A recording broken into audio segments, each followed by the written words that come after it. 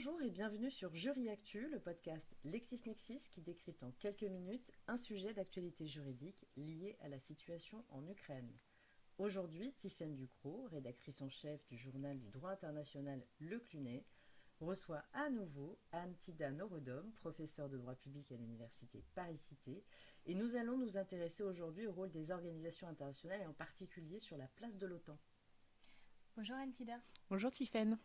C'est une organisation internationale à vocation universelle qui, après avoir longtemps été décriée et même qualifiée en état de mort cérébrale, est pourtant apparue comme un enjeu stratégique de ce conflit.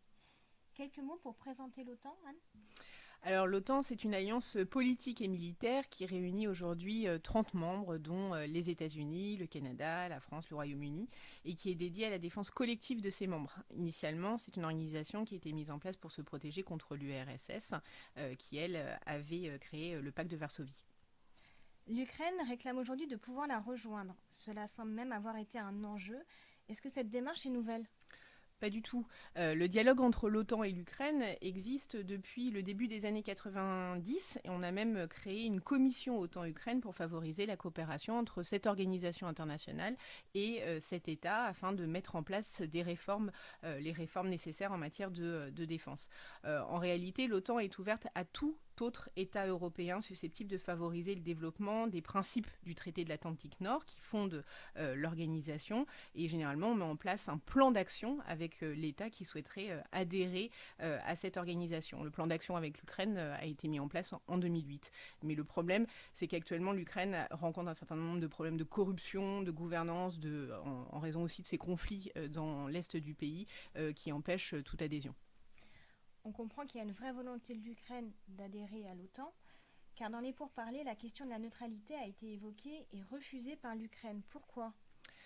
En réalité, en juin 2017, le Parlement ukrainien a adopté une loi en vertu de laquelle l'adhésion à l'OTAN était devenue un objectif stratégique de cet État pour développer le partenariat spécifique entre l'OTAN et l'Ukraine et préparer plus en amont l'adhésion du pays à l'organisation.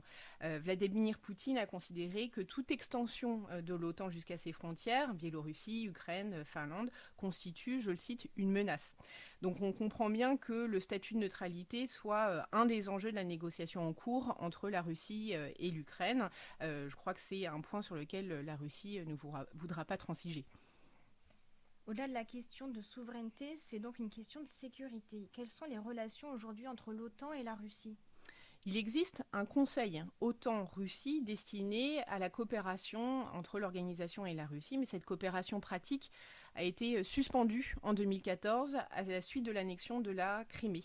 Donc aujourd'hui, on sait que depuis octobre 2021, la Russie a décidé de suspendre les travaux de sa mission diplomatique auprès de l'OTAN et a même demandé à l'OTAN de fermer son bureau d'information à Moscou. La voie diplomatique, le dialogue reste toutefois ouvert. Évidemment, on cherche à réétablir un dialogue avec cet État. Pour l'instant, l'OTAN se contente de condamner les actions de la Russie en Ukraine et notamment la décision de reconnaître les deux républiques populaires de Donetsk et Louhansk. Et face à cette situation, est-ce que l'OTAN, depuis le début du conflit, a pris des mesures ? Alors, on a évoqué notamment la zone d'exclusion aérienne qui était une demande de l'Ukraine, sauf qu'elle a pu être... Vladimir Poutine a considéré que cette zone d'exclusion aérienne pouvait être interprétée comme une participation au conflit armé. L'objectif de l'OTAN, c'est évidemment pas d'envenimer la situation. Donc les mesures de l'OTAN actuellement sont surtout des actions diplomatiques. Le secrétaire général de l'OTAN engage un certain nombre de rencontres avec les représentants des membres de l'OTAN, avec des représentants d'autres organisations internationales. Il donne aussi une certaine assistance à l'Ukraine. Et plus récemment, le 24 mars, le secrétaire général de l'OTAN a déclaré que les alliés allaient fournir des équipements pour aider l'Ukraine à se protéger contre les menaces chimiques, biologiques, radiologiques et nucléaires. Pour conclure, qu'est-ce qui amènerait l'OTAN à agir davantage ? L'OTAN, pour l'instant, a renforcé ses positions dans les pays alliés à l'est de l'organisation.